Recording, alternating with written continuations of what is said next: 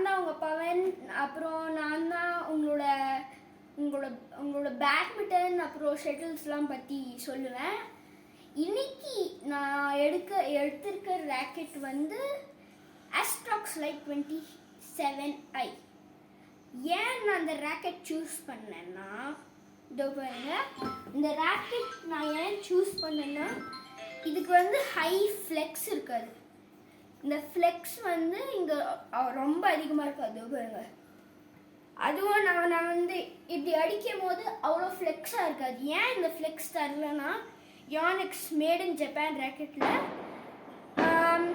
இப்போ நம்ம அடிக்கிறோம், ஸ்மாஷ் அடிக்கிறோம், அது வந்து நம்ம கீழே போகிறதுக்கு பதில் ஒரு கார்னர் இல்லைன்னா வேற எங்கேயாவது போய் விடும், கொஞ்சம் தூரத்தில் போய் விடும். ஸ்மாஷ்லாம் எப்போவுமே கிட்ட தான் விடும், மிடில் ஆஃப் த கோர்ட்டில் விடும். ஆனால் இதில் வந்து கொஞ்சம் கார்னராக போகும். அதுக்காக தான் நான் இந்த ரேக்கெட் வச்சுருக்கேன். அப்புறம் இந்த கிரிப் வந்து இங்கே சரவணா ஸ்டோர்ஸ் தான் வாங்கணும். சூப்பர் கிரிப்பு வச்சு நான் பேக் அண்ட் சர்வ் இல்லைன்னா ஹை சர்வ் போடும்போது சூப்பராக வரும்.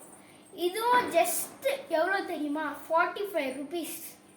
45. Excuse me Pavan, one question. Suppose இப்போ சில பேர் விளையாடும் போது கையெல்லாம் வேர்க்கும், அவங்களுக்கு என்ன டிப்ஸ் சொல்வீங்க நீங்கள்? அவங்களுக்கு வந்து விக்டர்னு ஒரு பவுடர் விற்கிது கடையில். அந்த பவுடர் வந்து எப்படி தெரியுமா இருக்கும்? இப்போ நம்ம இதை ரப் பண்ணுறோம், இது எவ்வளோ ஸ்மூத்தாக போகுது. அந்த பவுடர் வந்து பிரேக் விட்டு போகும். அதுவும் எவ்வளோ நாள் பிரேக் தெரியுமா? Minimum 2 minutes வழுக்காது. அந்த அளவுக்கு அப்படியே பிடிச்சா அவ்வளோதான், கொஞ்ச நேரம் அப்படியே இருக்கும்.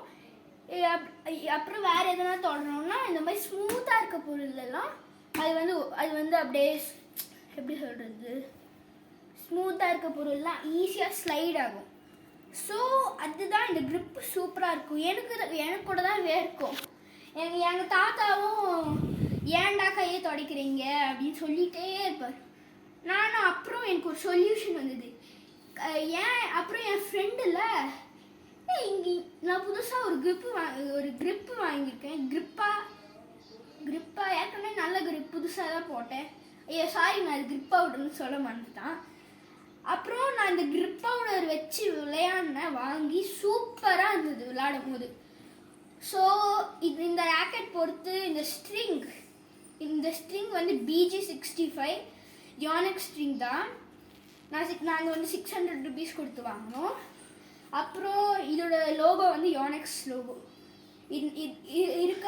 நான் வேங்கர்ட் 11 ரேக்கெட் கூட வச்சுருந்தேன்.